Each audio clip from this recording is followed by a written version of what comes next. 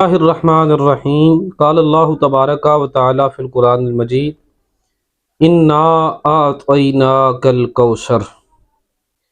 تو گٹائے سے کسی کے نہ گٹا ہے نہ گٹے گا، تو گٹائے سے کسی کے نہ گٹا ہے نہ گٹے گا، جب بڑھائے تجھے اللہ تعالی تیرا، اور مٹ جائیں گے اعداء تیرے، مٹ گئے مٹ جائیں گے اعداء تیرے، نہ مٹا ہے کبھی چرچا تیرا۔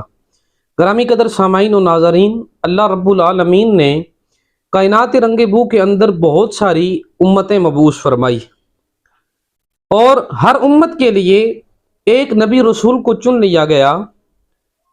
کم و بیش 1.25 لاکھ انبیاء رسول اللہ تعالیٰ نے بھیجے، اور ہر امت میں سے تمام لوگوں میں سے ایک نبی چن لیا جاتا، اور اسے پھر اس قوم کے لیے منتخب کیا جاتا۔ اس قوم میں، اس امت میں اس نبی جیسا کوئی دوسرا نہ ہوتا، وہ نبی سب سے افضل ہوا کرتا تھا۔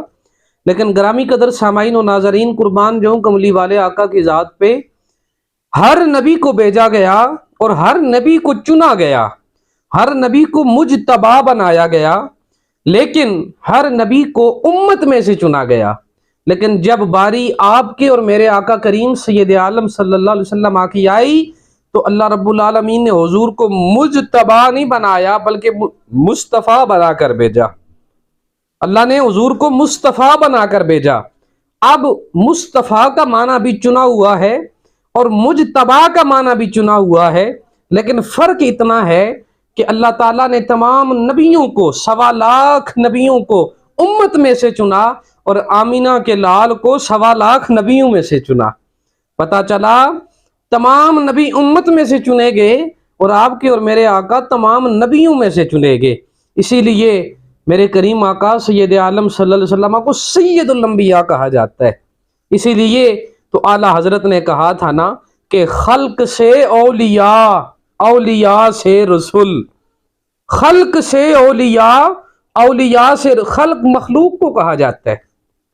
امام احمد رضا خان بریلی کے تاجدار نے دیکھا کہ خلق مخلوق پہ نظر پڑی نا، تو کہنے لگے نہ خلق سے اولیاء، اس مخلوق سے افضل اولیاء ہیں۔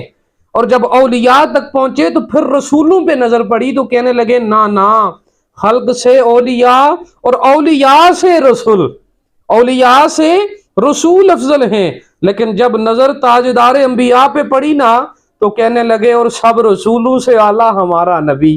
اللہ تبارک و تعالیٰ کی بارگاہ میں دعا ہے اللہ حضور کی محبت عطا فرمائے۔